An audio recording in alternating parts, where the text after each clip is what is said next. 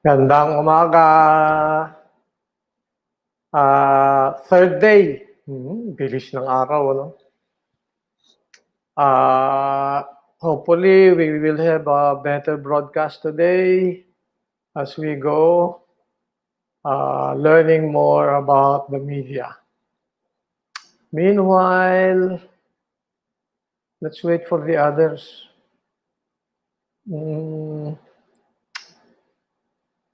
Ang ating topics ngayon ay, as I have pointed out earlier, alright, nandito. Diba? Pinoint out natin. Material for today, classic and modern definitions of philosophy. Yan. Ito ang ating topic for today. Alright?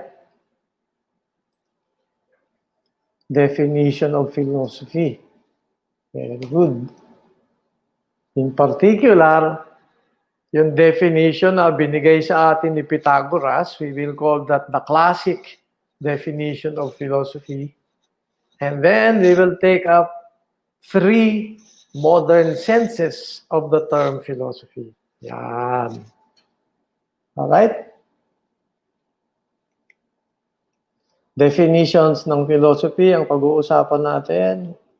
Classic and modern. Yan. Okay?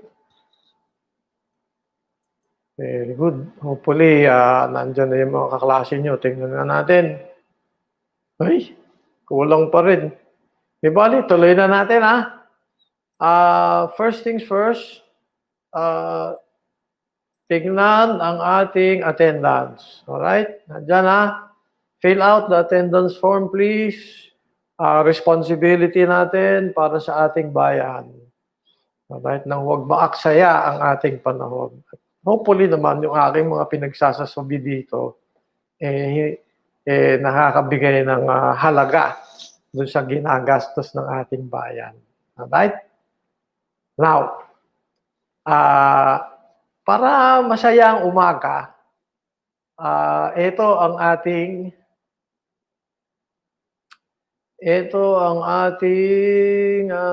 Mentimeter for today. Mentimeter. Oh, meron pala tayong Mentimeter participation today.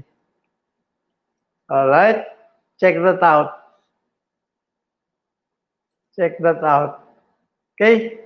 Mentimeter. Ito. Tinanong ni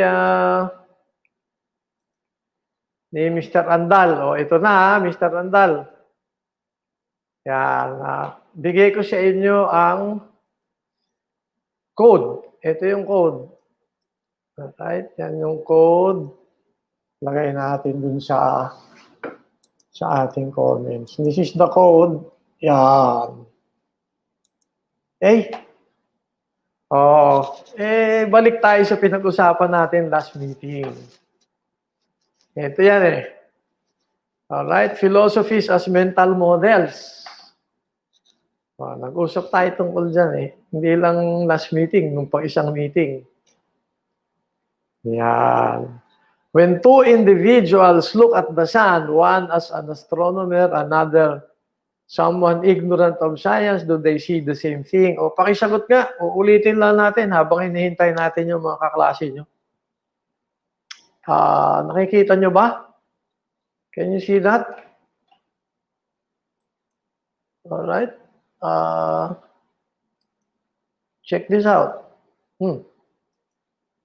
Login. Oh, yes, but they interpret differently. Oh. Nako. Lahat ay dyan. Oh my God.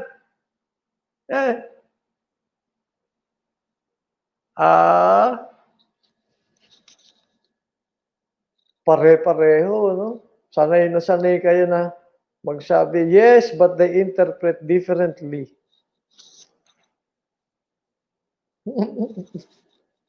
So, ngayon, tatalungin ko kayo. They interpret differently, ha? Kung they interpret differently, paano niyo masasabi na they are talking about the same thing? Ulitin ko if they interpret differently, paano niyo masasabi they are talking about the same thing? Sagutin niyo nga ako din sa comment section natin sa Propjerry Public Lectures. Comment. How do you know?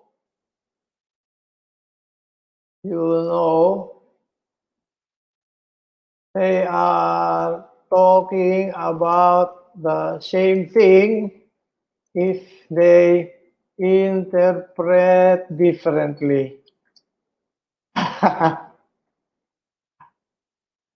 Sige nga, sagutin nyo nga yan sa comment.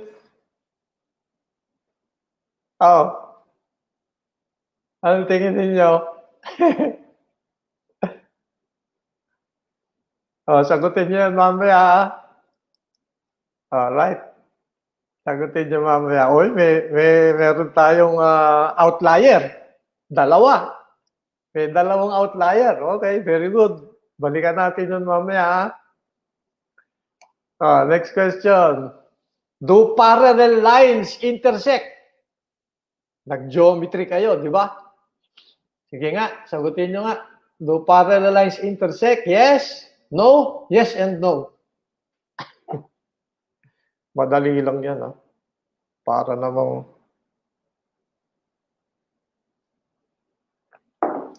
no, dalawa. No. 6, 7, 8. Isa. Ang bilis naman. 14. Uy, 100%. Ang galing naman. 100%. Nag-geometry kayo, Sige nga, pag-uusapan natin mamaya, Yung iba, hindi po sumasagot, pero more or less, 100%. Alright? Yan. Uy! Yes and no. Meron tayo outlier uli, Taga-UP ka siguro talaga, matigas ang ulo. Alright. Next question. Nothing wrong when people see the same world differently. Sige nga. Palagay ninyo. Masama ba o walang masama dyan? Sige nga. Tingnan natin.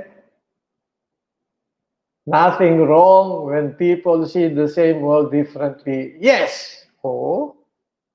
Walang masama dyan. Nangyayari. Yes and no. Oo. Suntukan na kayo. Yes, no. May outlier tayo, pero mas marami. Uy, yes and no. Yan. Sige, babalikan natin yun mamaya. Tandaan niyo yung mga sagot ninyo, Hindi na pwedeng bawiin yan. Alright, balik tayo dito. Wala pong sumasagot. May sumagot. Mr. Andal.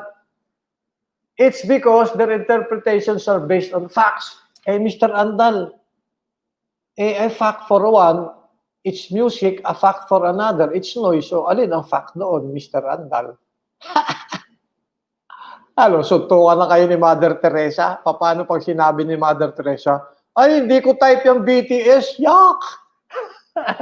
Paano gagawin mo, Mr. Andal, sa ganyang pagkakataon? Pag-usapan natin yan mamaya, Okay. Buti na lang, nakakasagot kayo. Kasi pagka mag-isa lang ako dito, ang hirap magsalita Okay. Balik tayo dito sa ating mapa. Matatanda nyo, di ba? Pinag-usapan natin, in-invade. Isa-isahin nga natin, reviewin natin pinag-usapan natin. Isang pinag-usapan natin, meron ditong tectonic plate movement, di ba? Pinag-usapan natin yan Sabi natin, tectonic plate movement, nagbungguan, ito umakyat, ito bumaba. Alright? Dahil dyan, nagkaroon ng unique na ugali ang mga Greeks. One, sila ay naging warrior. ng mga society at two, sila ay naging maritime society. And then, dominated sila ng Crete at itong buong area na ito yung nagdi-dictate ng religious, political, economic behavior nila. Kaso, anong sabi nga natin?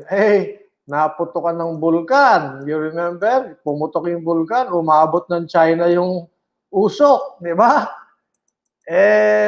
Nagbago ang panahon. Bakit? Nangyari, naging liberal ang kanilang religion dito. Alright?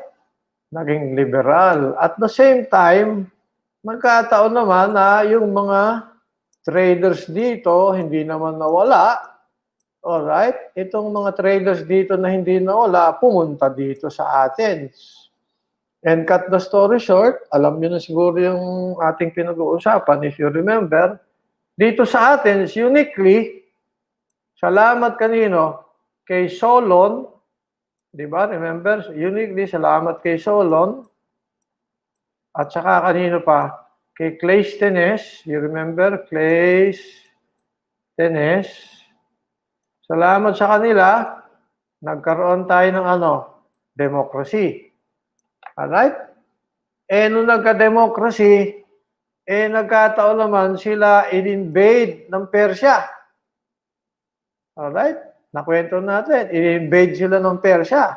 Nung in-invade sila ng Persia, yung dating magkakagalit, nagbuo ng kataas-taasang kagalang-galangang katipunan ng mga Greeks. Kaya ako sinabi yan kasi para hindi nyo makalimutan, yung La Liga Filipina, sino nagtayo ng La Liga Filipina? La Liga Filipina. Ang nagtuyo niya si Jose Rizal.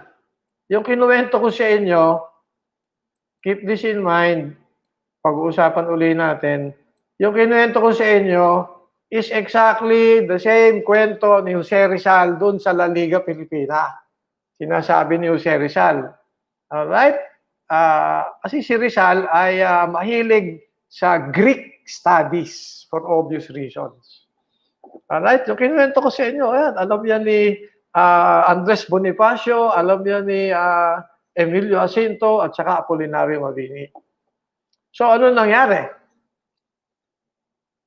Nung nagbuo ng Greek Confederation, napag-usapan na dapat ang kanilang capital center ng kanilang organization ay Athens. Alright? Kasi sa Athens, walang authoritarian regime at saka may transparency. So, doon inilagay ang pera, doon din inilagay ang forces. You remember, di ba?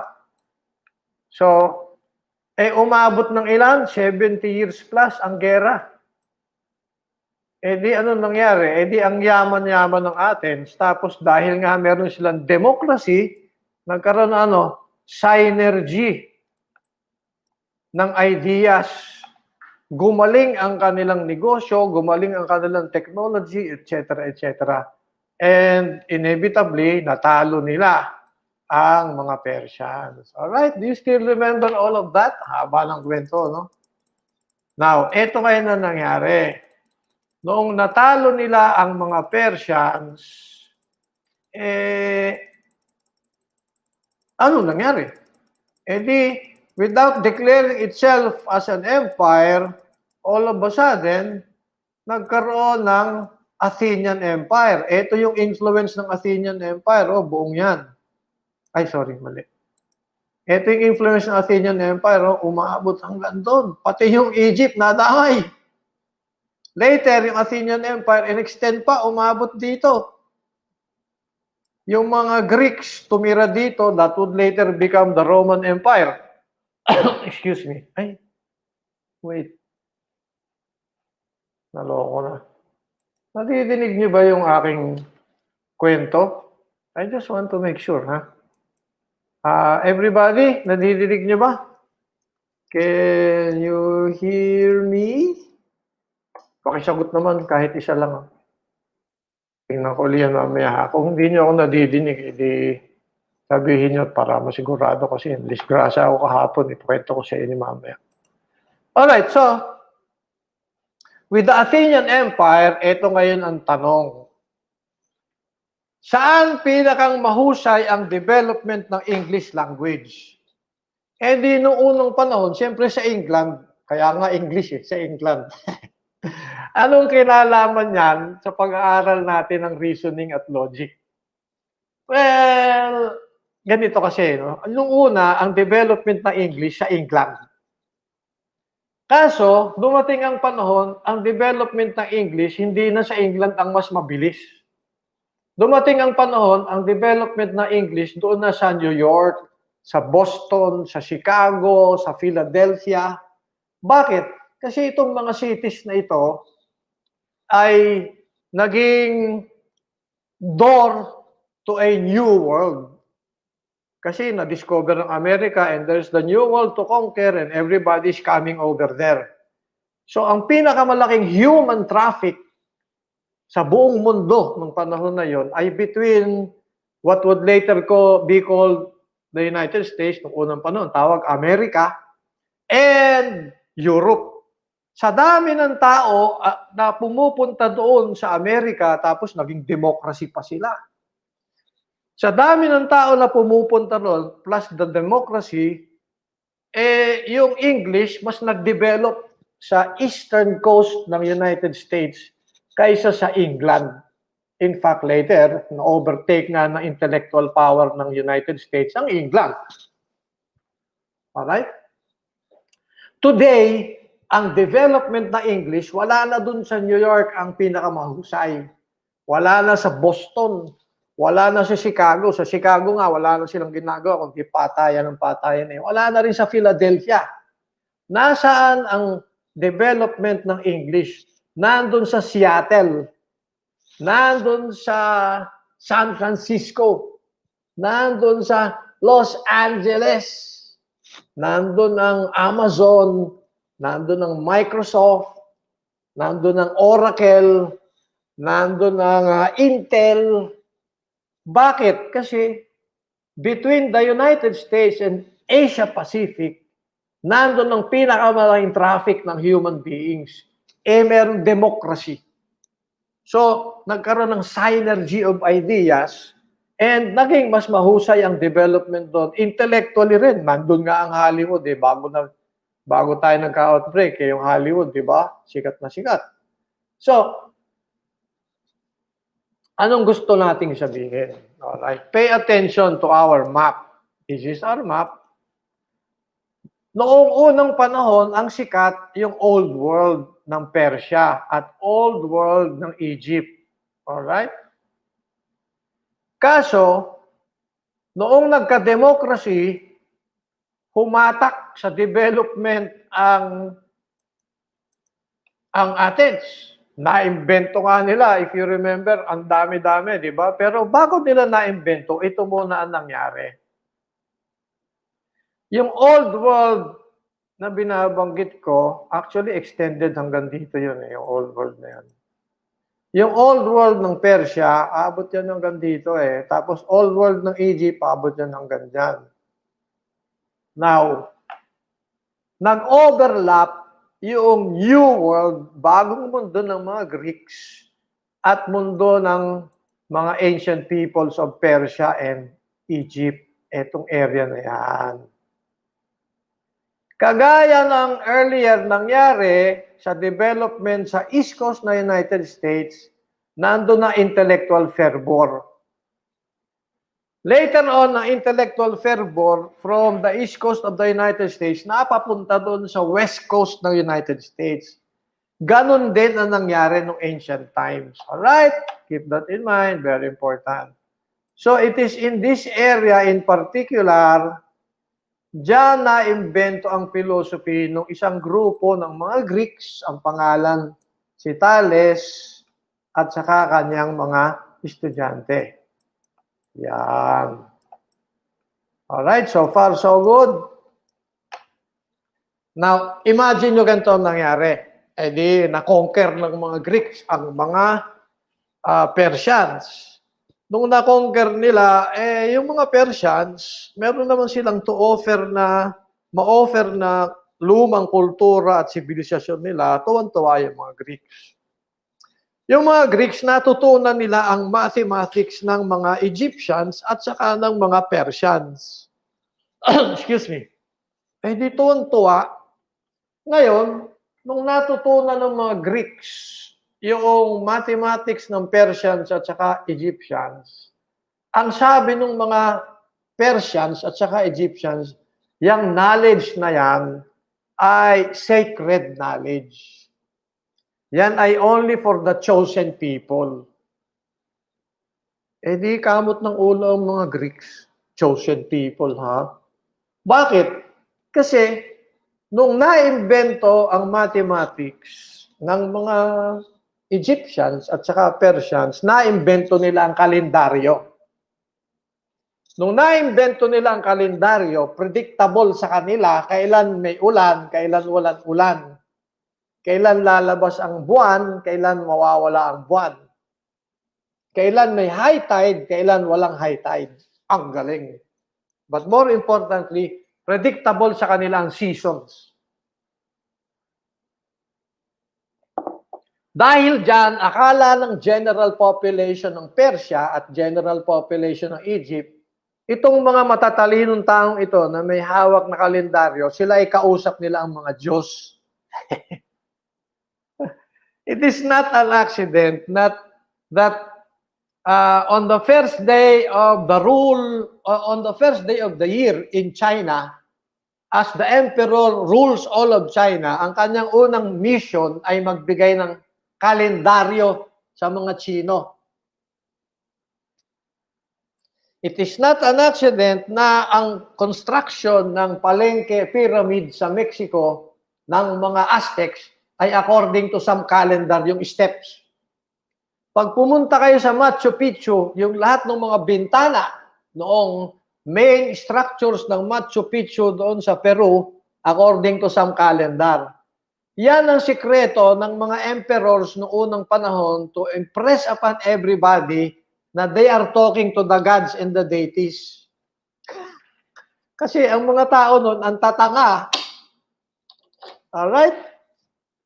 Naniniwala sila, nakausap ng mga emperor yung mga gods kasi alam nila kung kailan may ulan, alam nila kung walang ulan. Alright? Everybody, can you still follow? Tingnan ko nga, nagko-comment ba kayo? Sumagot si Miss Guzman, ha? May sagot na. Babalikan natin yung mga tanong ninyo na yan, ha? Hindi ba exciting yung kwento natin? Ano? Emperors ruling with calendars. Lahat sila. There's no exception. Doon sa India, it's the same. Doon, yun ang pinaka-importanting sacred knowledge ng mga emperors. Nape-predict nila ang mga seasons and therefore agricultural production is good dahil may kalendaryo. Ang ginagawa nila, hindi nila pinapaalam sa general population na meron silang calendar. Meron silang calendar. Secret yan. Alright? Dapat ilalagay sa tabernacle and only the chosen people can touch the tabernacle and can see the calendar. Only their children know about this. Ngayon, in other words, yung calendar making and mathematics, secret knowledge ng mga rulers. Natutunan ng mga Greeks, kagaya ni Thales, kagaya ni Pythagoras. Alright? Keep that in mind, Pythagoras. Natutunan nila. And nung natutunan nila, remember, sila ay galing sa Greece. For decades on, sanay sila sa democracy. Sanay sila sa debate. Sanay sila na magkaiba ng opinion. Alright? Hindi pa yon.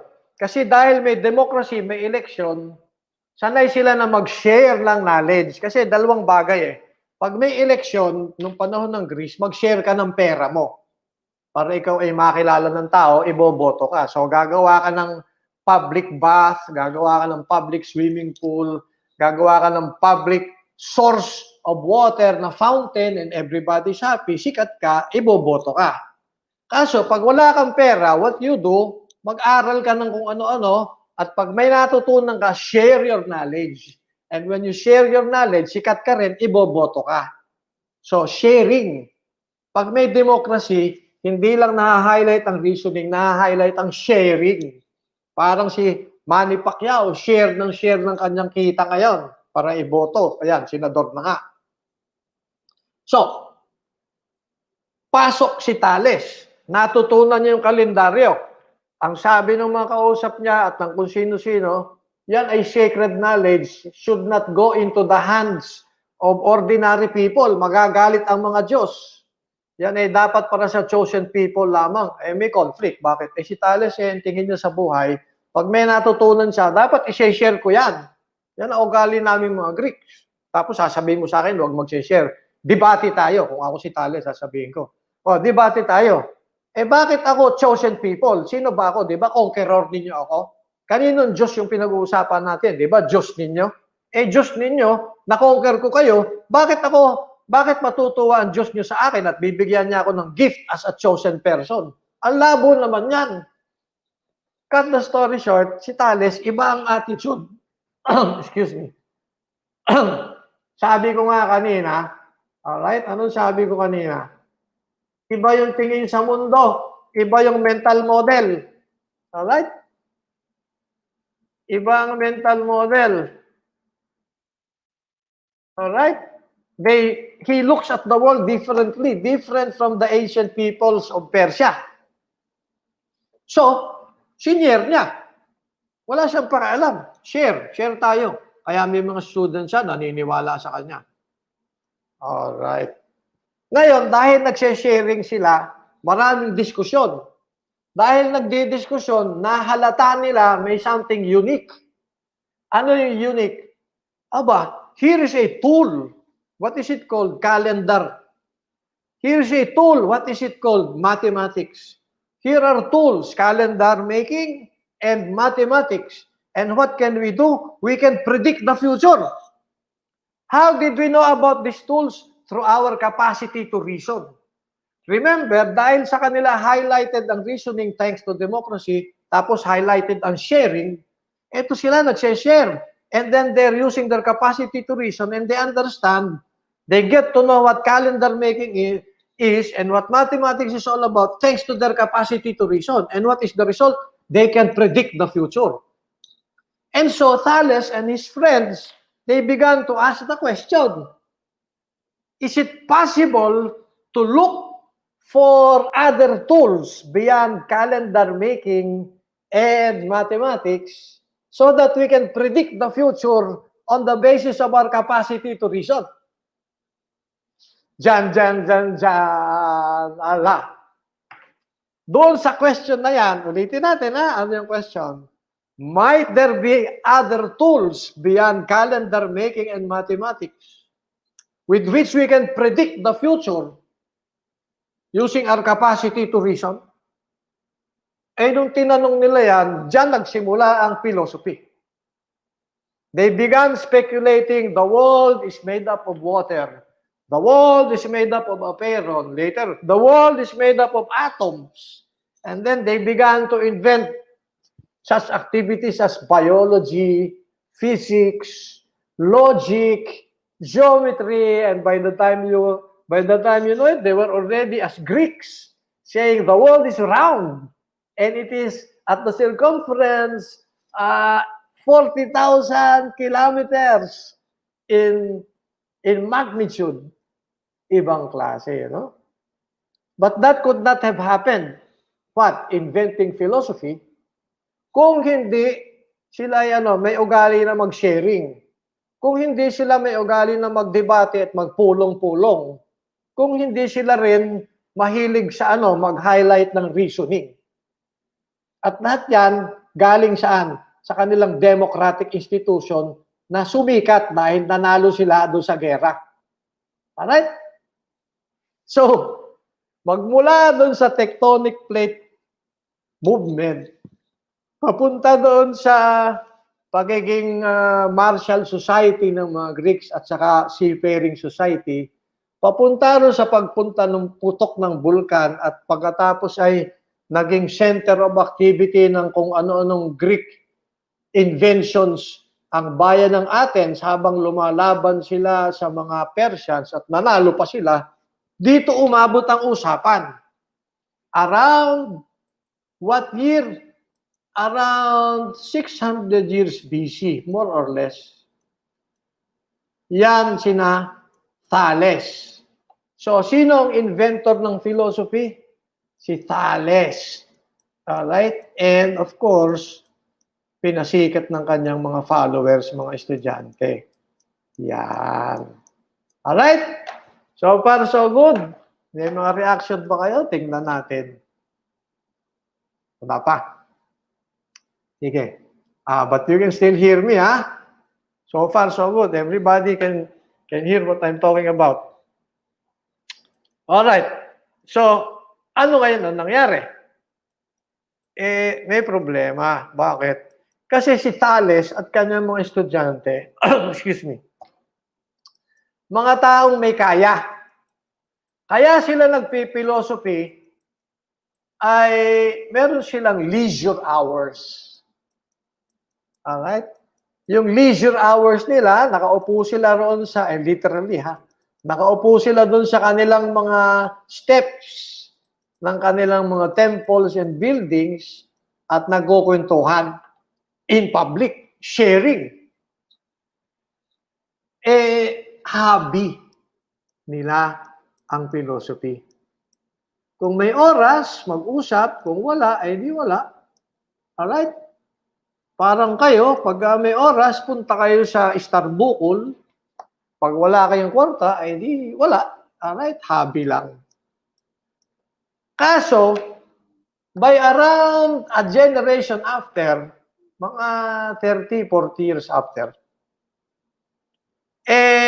si Thales nasundan ng isang intellectual. Ang pangalan, si Pythagoras. Yan, nabanggit ko nga kanina. Si Pythagoras, by the way, LGBT. Alright, Pythagoras. By the way, meron tayong mga mga images nila. Ito si Thales. Yan, alright? Si Thales. One of the great men of the ancient times. Naku, napaka-big time niyan. Siya ang unang-una na tao sa buong mundo na nakapredict ng na-predict niya ang solar eclipse. Big time, di ba? Galing. He lived around 620 BC to around 546 BC. Oh, ngayon, ito naman ang itsura ni Pythagoras. Yan. Dito kay Thales, sigurado tayo kasi marami pang sculptures niya na nagkalat. Ito kay Pythagoras, hindi tayo masyadong sigurado kasi very secretive din to si Pythagoras eh. Now, si Pythagoras, LGBT. LGBTQ. LGBTQ sensitive. Mahilig sa music. Mahilig sa poetry. Alright? Si Pythagoras, sensitive na tao, mahilig sa poetry, mahilig sa music. Balik tayo sa ating mapa. Ito si Pythagoras, na in love doon sa ginagawa ni Thales na pagpipilosophy. Dito. Yan. Now, unlike Thales, si Thales dito lang umikot-ikot at saka dito sa Greece. Si Pythagoras, mas malawak ang naikot niya eh. Si Pythagoras, naikot na to eh. Umabot pa yata siya ng Italy eh. Alright? Now, si Thales, sabi niya, I want to spend my entire life, let me repeat that, I want to spend my entire life doing philosophy. Yan ang pagkakaiba ni Thales ni Pythagoras kay Thales. Si Thales, hobby lamang ang philosophy. Pero si Pythagoras, gusto niya his entire life doing philosophy. Nothing but philosophy. Malaking problema. Bakit? Kasi nung inimbento ni na Pythagoras yung philosophy, hindi nila binigyan ng pangalan. Alam lang nila may ginagawa sila.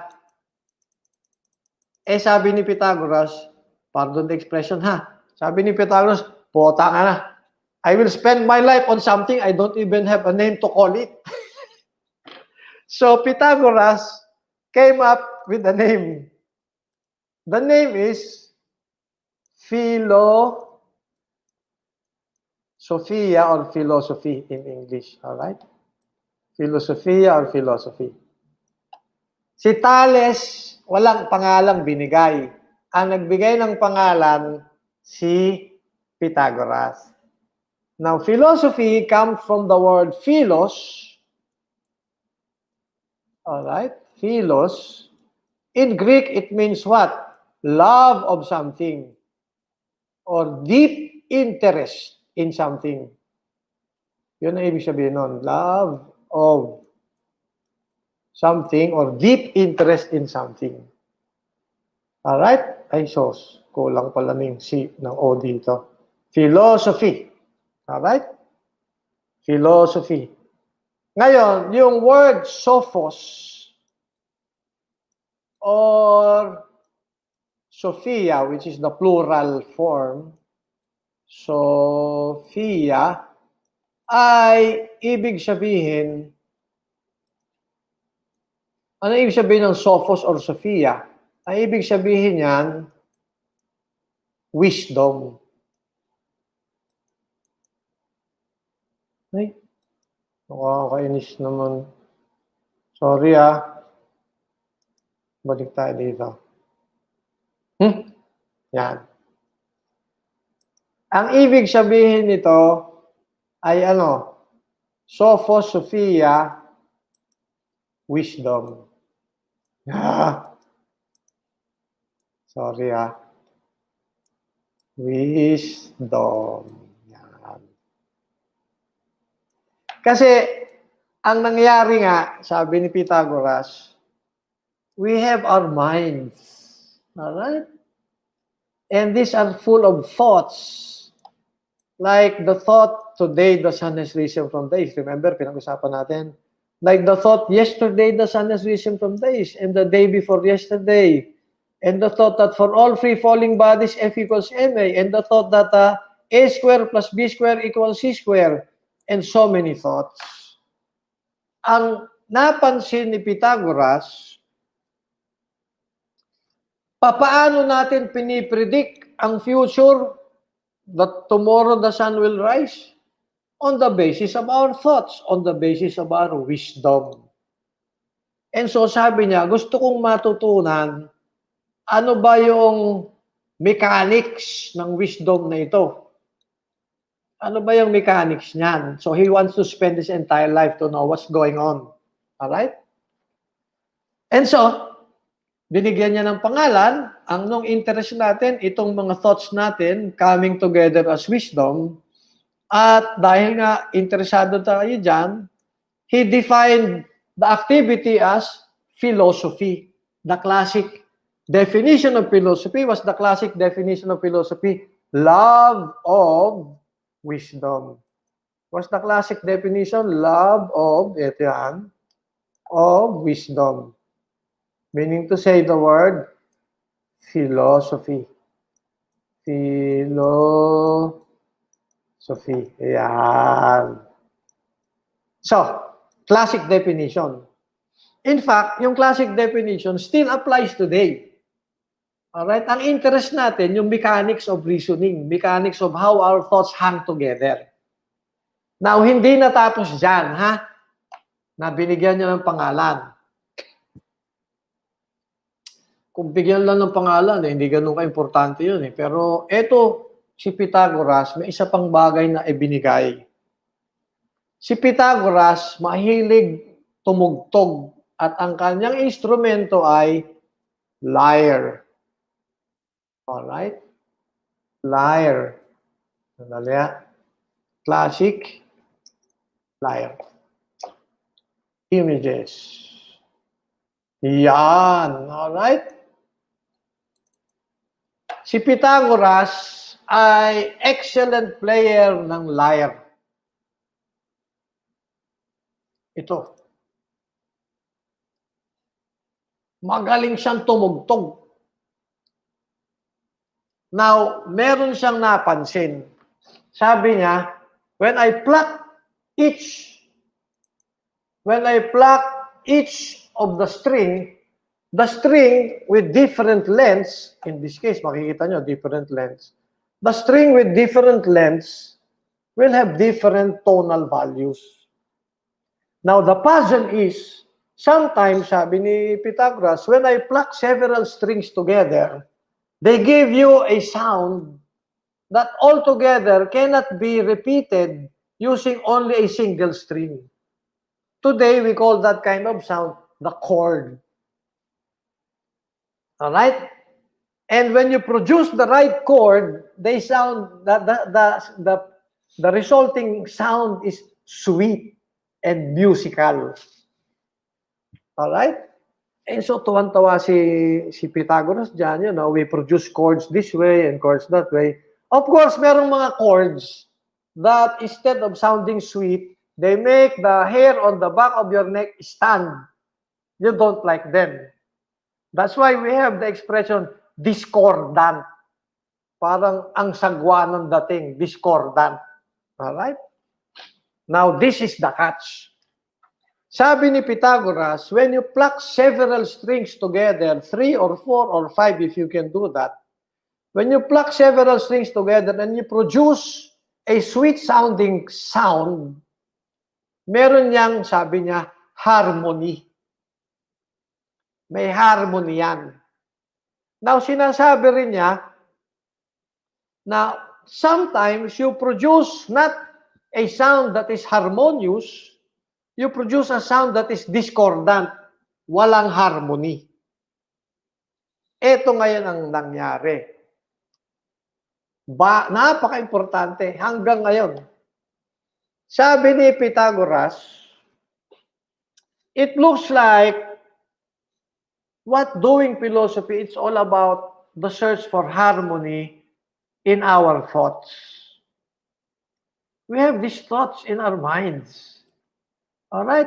We want to see how they become harmonious in our minds. All right? So far, so good. Gawa tayo ng bagong ng bagong presentation. Okay. So, balik tayo kay Pythagoras. Sabi ni Pythagoras, yung may lyre, alright, may lyre ka, you pluck the strings together, you have harmony sometimes, but you have disharmony sometimes. Or, more importantly, sabi niya, merong bagay na may harmony. And yung concept ng harmony, sabi niya, pwede nating i-apply sa minds natin. Between your thought that today the sun is risen from the east, another day, another day, another day, you can see some kind of harmony. And because of that harmony, you can now have a rule. Alright? And you have other rules like for all free falling bodies equals MA, equals MC square, A square plus B square equals C square. Alright? Sounds familiar? Yes? Sabi niya, harmony can be found in the universe. That's why you can call it the universe. Because there is harmony in it. Harmony in the stars. That's why some stars move together. Harmony in numbers. Alright, sabi niya, it's all about looking for harmony. Yan. Another word for harmony is what? Another word for harmony is coherence. Alright? Hanggat maaari, mas magaling may harmony. Pagka may harmony among your thoughts, then you can see the rule, the pattern. When you see the pattern or the rule, then you can predict the future. And because you can predict the future, you have more chances of survival, then you can have more leisure hours, then you can have more time to spend studying, and then by the time you know it, you have a civilization. The point is, that's what we want to find out. Alright? Harmony among our thoughts. Ergo, may interest tayo na pag-aralan yung ating wisdom. Yan. Alright? Philosophos, love of wisdom. And when you are so at home with the thoughts in your mind, having this or that kind of harmony or coherence, you have more control over your destiny, independent of the gods, dependent only on your capacity to reason. Alright? What's the tenet of Western civilization? Yun na yun. Alright? Studying the harmony of thoughts in our minds, we get to have wisdom. And therefore, we're able to have what? Control over our destinies because we can predict the future on the basis of our capacity to reason. Therefore, independent of the gods and the deities. Ayan. Galing, di ba? Definition ng philosophy, classic definition. So far, so good? Alright? Yan. Pero hindi lang yan yung classic definition ang importante. Ang classic definition, applicable even today. However, alright, let me repeat that. Ang classic definition, applicable even today. However, we have to go find more details in the definition. Ano yung details? Alright? Kasi, pag minsan, the same term can appear to everybody in different ways. Music na lang, halimbawa. The same expression, music, iba-iba yung concept ng music na iba-ibang tao So, tingnan natin.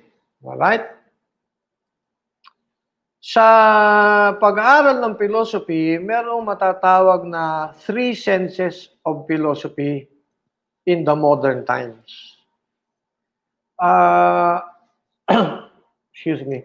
Kung kayo ay nandito sana sa UP at kayo may pagkakataong pumunta sa library, eto si Dr. Armando Bonifacio, meron siyang sinulat na kaso hindi nyo nga siguro makukuha.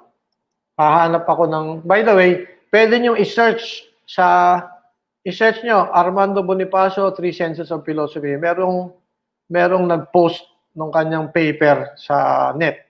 Alright? Now, si Dr. Armando Bonifacio, dating chairman ng aming department. Anyway, he points out, and correctly, actually, it's in other books even, that there are 3 modern senses, all right, 3 modern senses or meanings of the word philosophy. So you have the word philosophy. There are 3 ways you can understand it in the modern sense. All right? 3 ways. Excuse me. Now, take note of the first. Dinagdagan ko, unique to the ancient Greeks originally. Ano yung first? Sinasabi ni Dr. Armando Bonifacio na one modern sense of using the term philosophy is to mean some kind of a reflective method. Now, reflection. Hindi yung reflection ng ng salamin. You have a mind, yes? You see a tree and maybe a carabao. Yan. Kunyari lang kalabaw. And what happens? You have your thought about the tree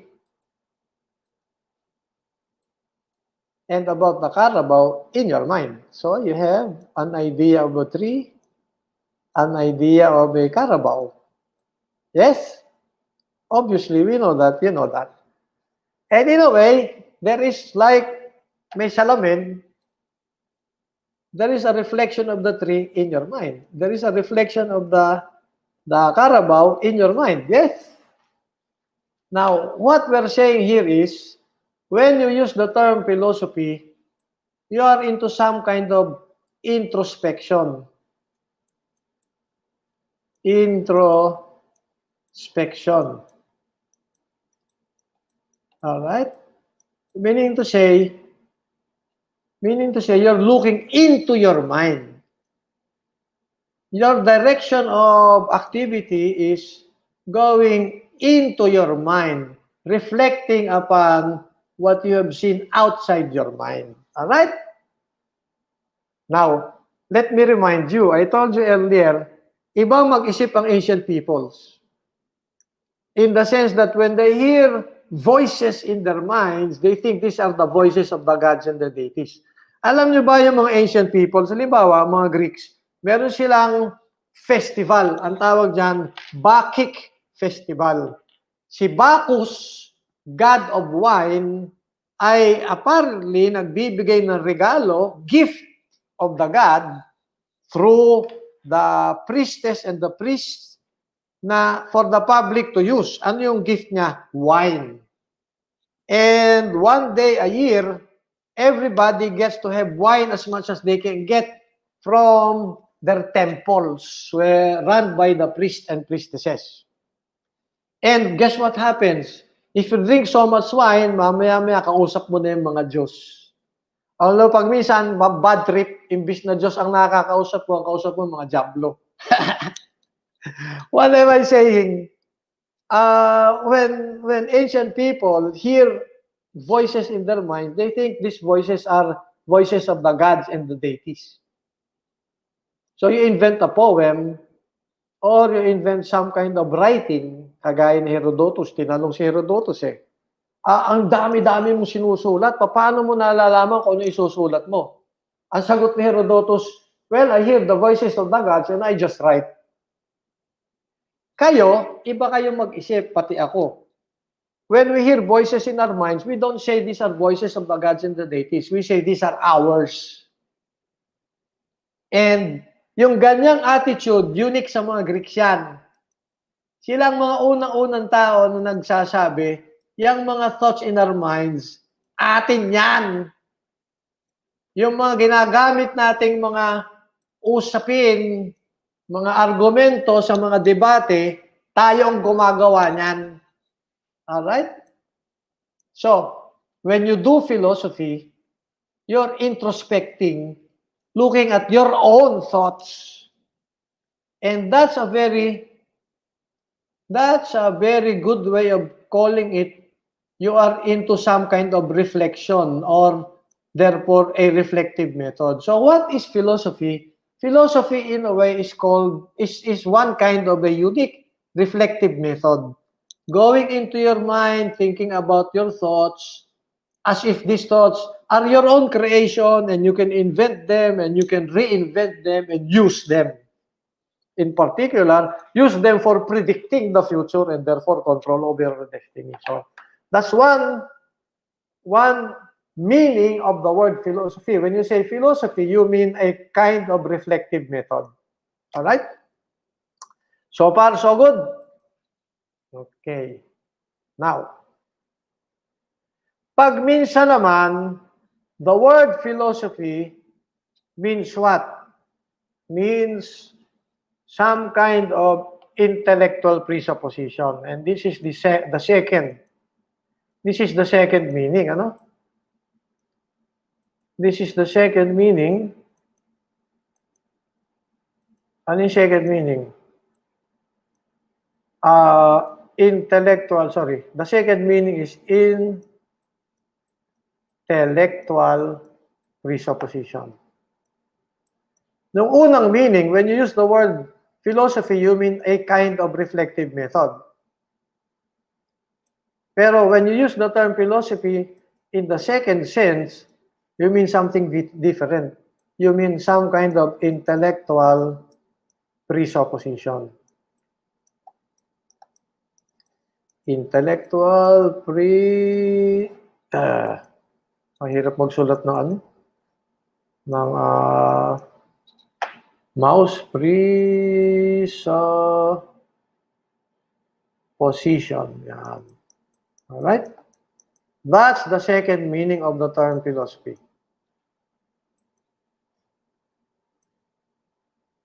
Yan. Now, Kaya ako nagtanong, do parallel lines intersect? Bakit? Alright, bakit nga ba? Alright, tanggalin na natin ito. Tanggalin natin yan. Ito, isang halimbawa ng sinulat ni Euclid.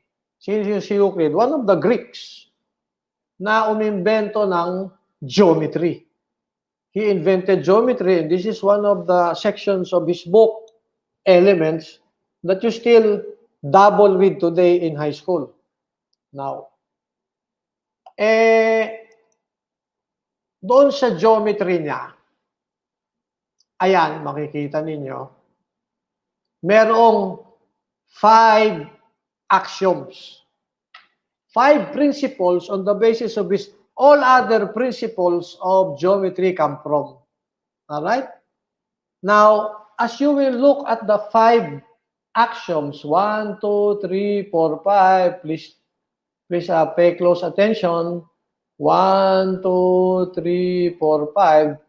You will notice that all of the sentences are simple, 1, 2, 3, 4, but the 5th sentence is a very long one. Ang haba, oh. Parang itong 4 ay the 7 dwarfs. At itong pang-5 si Yao Ming. At yan 5 na yan, naglalaro ng basketball. Alright? Parang ang layo naman ni Yao Ming dun sa 7 dwarfs. So, nung pinopose ni Euclid ang kanyang geometry na hanggang ngayon ay sikat na sikat, yung isa doon sa mga Greeks nagtanong, sabi niya, baka naman itong number 5 na axiom mo ay hindi siya axiom. Siya ay derived from the axioms. Baka naman dapat 4 lamang ang axiom. Kasi malaking pagkakaiba eh. Ang haba, oh, sabi niya. Ang nagsabi niya si Ptolemy. Now, balik tayo sa usapan natin. Bakit? Alright. Ang sinasabi ni Euclid, pag ikaw merong line or segment na ganito, at ikaw may line na ito, at ikaw may line na ito, kapag ang angle na ito, alright, ano yung angle? ABM ay less than 90 degrees. Or ang angle na ito, BAI, less than 90 degrees, or both are less than 90 degrees, sigurado, pag in-extend mo yung line na yan, mag-i-intersect yung dalawa na yan dito sa side na ito sa kanan. Yun ang ibig sabihin ng kanyang 5th postulate. And the assumption is, parallel lines never intersect. Alright? Parallel lines never intersect. Yan. Ngayon, may tanong ako. Ano ba ang origin ng universe? Sabi ng mga physicists, ang universe, sabi nila, nagsimula yan sa isang point na nagkaroon ng explosion. After that explosion, nagkaroon ng Big Bang. Or literally, yung explosion, yun na nga yung Big Bang. And from that single point ng Big Bang, nag-expand ang universe in all direction. Na-imagine nyo ba? So, from a singularity, we'll call that a singularity, ang universe dyan ang galing. Now, we now know even today, and in fact, ang nagpatunay nito, nagkaroon na ng Nobel Prize yung dalawa na yan, na the universe is still expanding in all direction. We now know that. Alright? There is incontrovertible proof, data, that tell us the universe is still expanding today. Problema, bakit? If the universe is expanding, what will happen?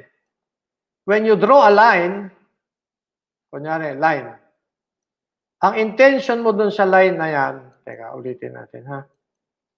Supposing you want to draw a line. Alright, this is the line. Okay? This is the line. Alright, yan.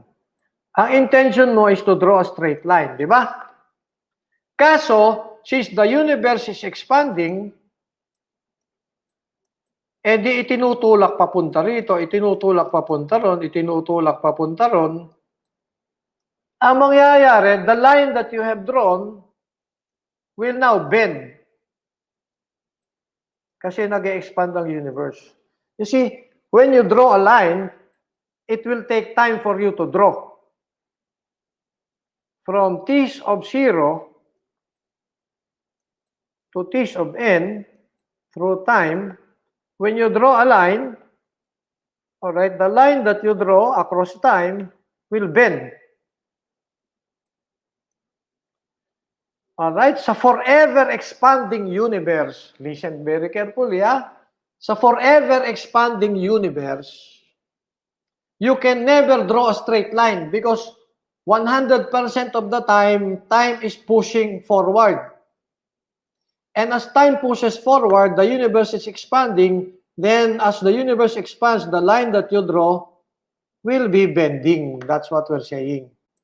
The line that you draw will be bending. All right? So, in an ever-expanding universe, we have a unique situation. What's the unique situation? All lines that you draw in an ever-expanding universe, all the lines that you draw will always bend. And because they bend, they will always intersect. Ayan ang ibig sabihin yan. Alright? Let me repeat. In an ever-expanding universe, every time you draw a line, it will bend. You draw a line, it will bend. And because the line that you draw will always bend, if you draw two parallel lines, initially, you want parallel lines, they will bend. In fact, in such a universe, the sum of the angles of any triangle is more than 180 degrees. Ang tawag dyan, non-Euclidean geometry. Non-Euclidean geometry. Alright? Now, ano yung mga pinag-uusapan natin?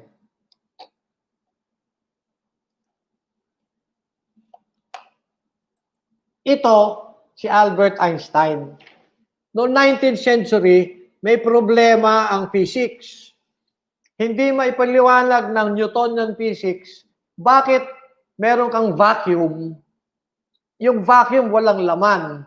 Pero pag nagsindi ka ng ilaw, you turn on a light bulb, the light from the light bulb can still travel through a vacuum.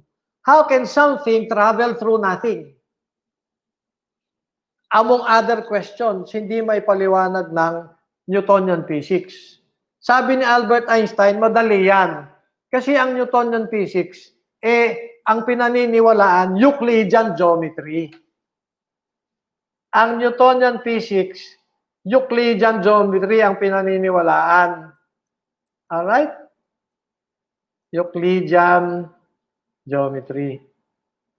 Now, ang Euclidean geometry, ang sinasabi niya, parallel lines never intersect. Kaso, ang sinasabi ng non-Euclidean geometry, parallel lines may intersect. Pag ang ginamit mo ay Euclidean geometry at Newtonian physics, hindi mo maipapaliwanag, halimbawa, how light can travel through a vacuum. Pero kapag ang ginamit mo ay non-Euclidean geometry, kagaya ni Albert Einstein, maipapaliwanag mo how light can travel through a vacuum and how light can be affected by space. So, ito ngayon ang tanong. Alright? May tinanong kanina si Mr. Sino nagbanggit ng facts? May nagbanggit ng facts kanina alright? What's the fact? Alright, nasaan na yun? Naku, nawala na. Sabi ni Mr. Andal, Mr. Andal listen. It is the facts that are important. Tanong, what is the fact of the matter, Mr. Randall? Do parallel lines do not intersect? Therefore, you cannot explain the behavior of light? Or do parallel lines intersect? Therefore, you can explain the behavior of light. All right. So, ang sinasabi natin, when you use the expression philosophy, balik tayo sa ating usapan ha, nawala na. Nagkaletse-letse na. Alright?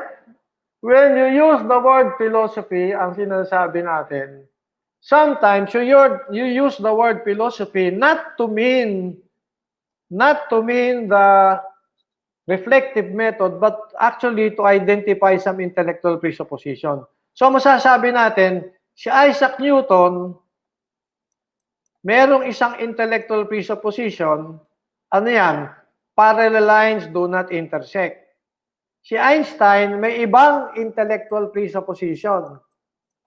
Ang paniwala ni Albert Einstein, non-Euclidean geometry ang ginagamit, parallel lines may intersect sa mundo ni Einstein. Alright?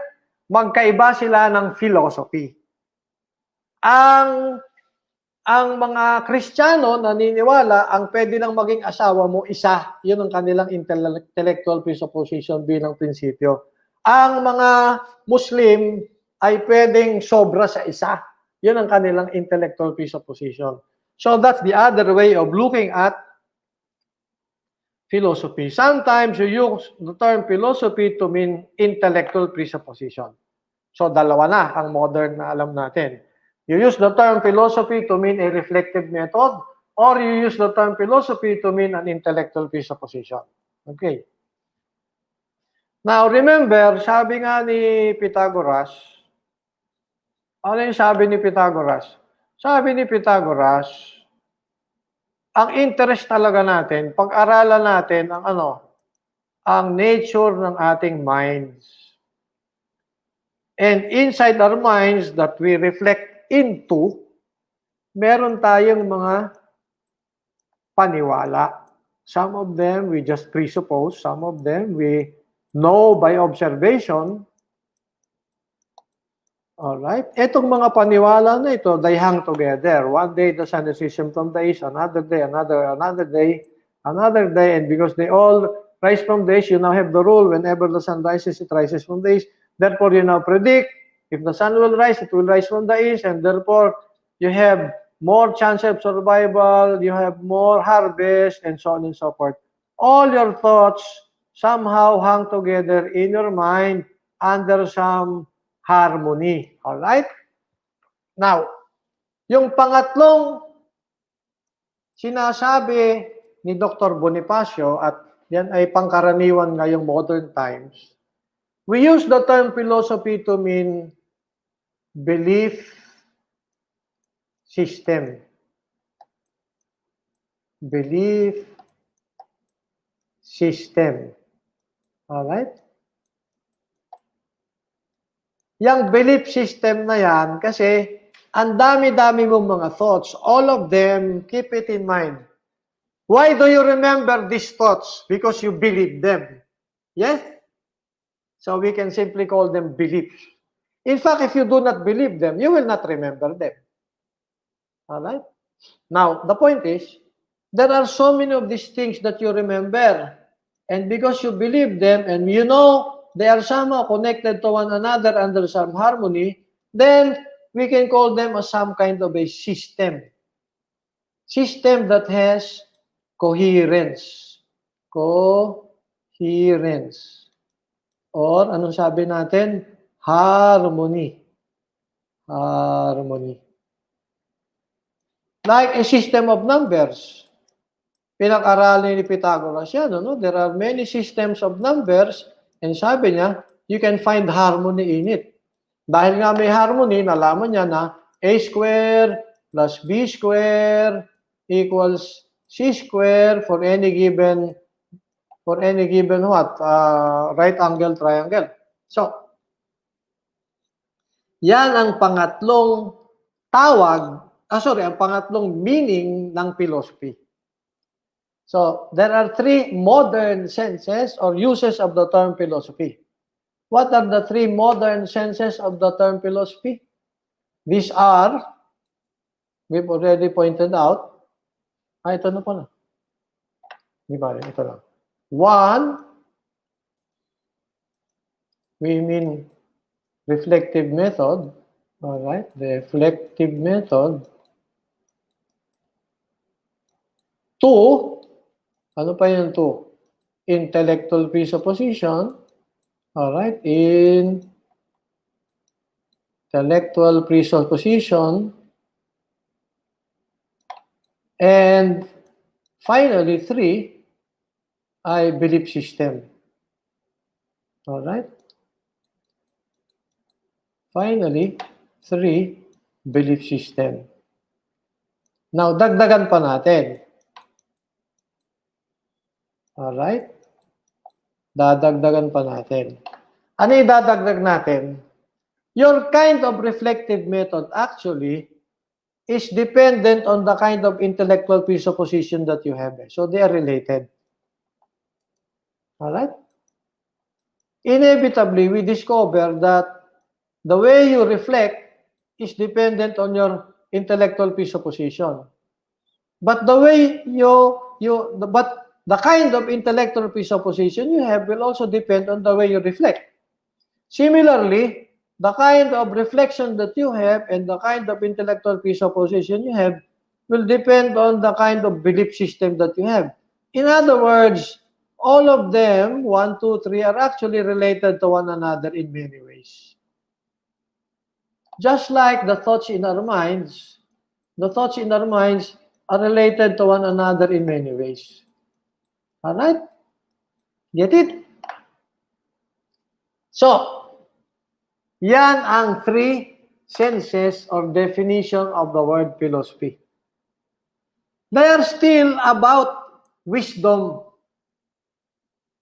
Alright? They are still about wisdom as described by Pythagoras in the classic times.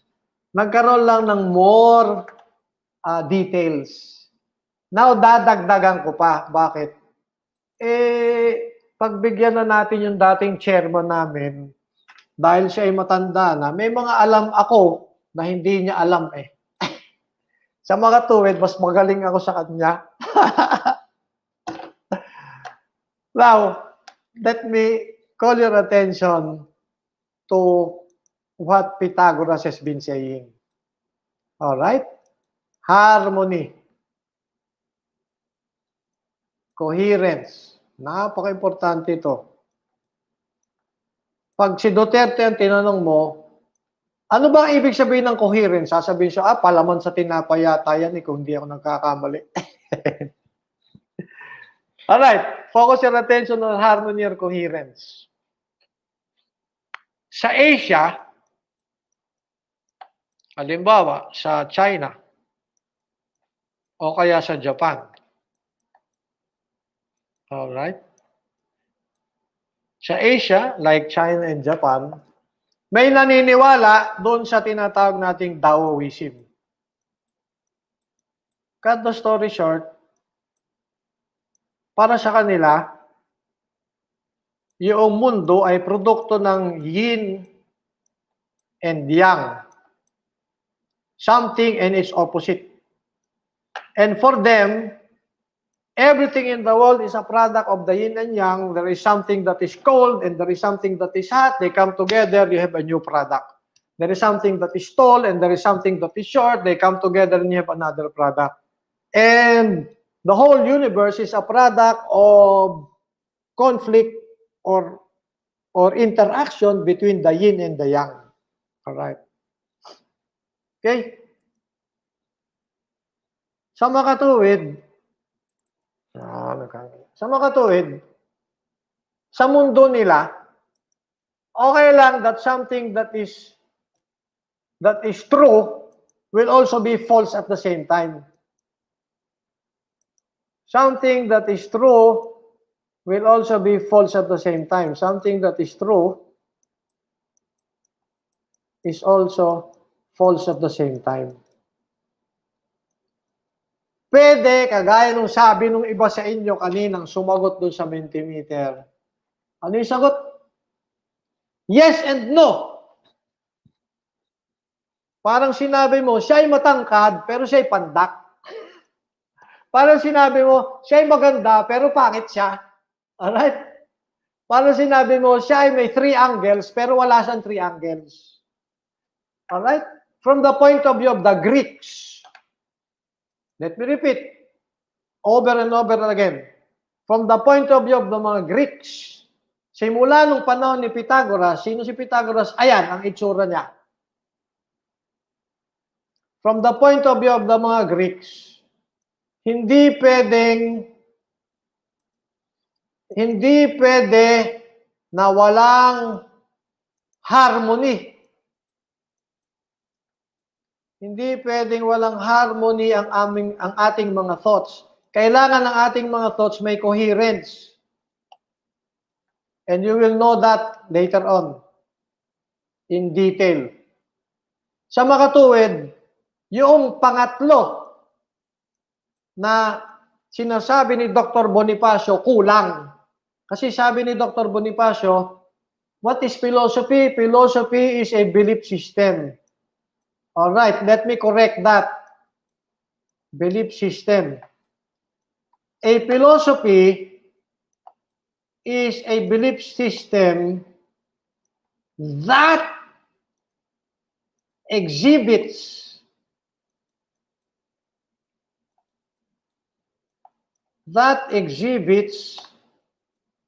harmony or coherence. All right? Sa makatuwid, yung mga Chino, yung mga Hapon, na may belief system, kagaya ng Taoism, na walang pahalaga sa harmony and coherence, hindi nyo pwedeng tawaging philosophy. Because for the Greeks, philosophy is a very unique belief system. It should exhibit harmony or coherence. There you go. Hindi napansin ni Dr. Bonifacio yan. Pagka siya ay umattend na ng aking lecture o kaya pinanood yung YouTube na lecture ko, ay di matututunan na niya. Alright? Hindi lahat ng belief system ay philosophical. Hindi lahat ng belief system ay masasabi niyong philosophy.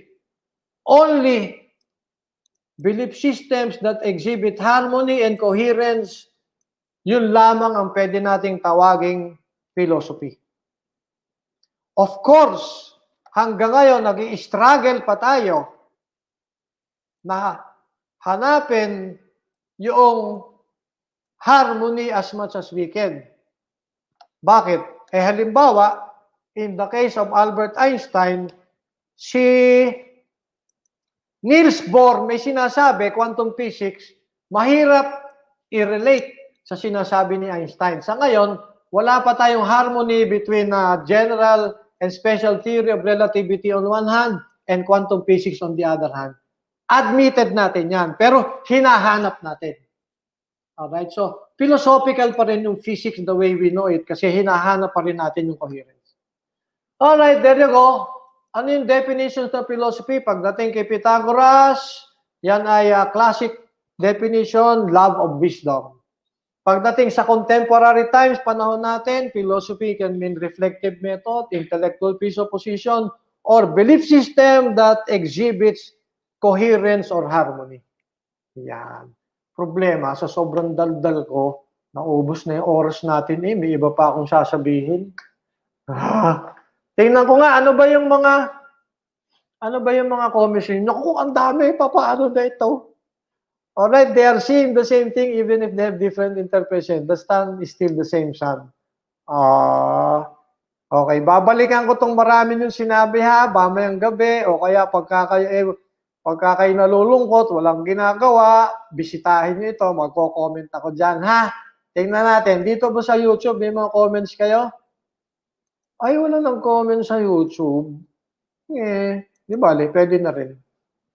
Okay, everyone, pasensya na. kinapos ng oras, sumobra ako ng daldal.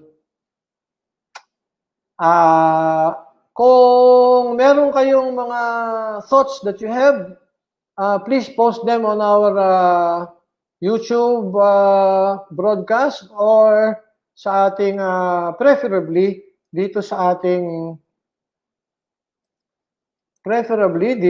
ating comment section sa lecture natin for today. Alright? Propjerry lectures for today. We'll get back to them. Alright. Salamat for listening, everyone. Magandang umaga po. I know you have other classes to attend to. Ako naman, gutom na ako. Mahihimatay na ako. Hindi pa ako makain. Daming plansahin. Bukas maglalaban naman. Sige, magandang umaga po. Bye-bye.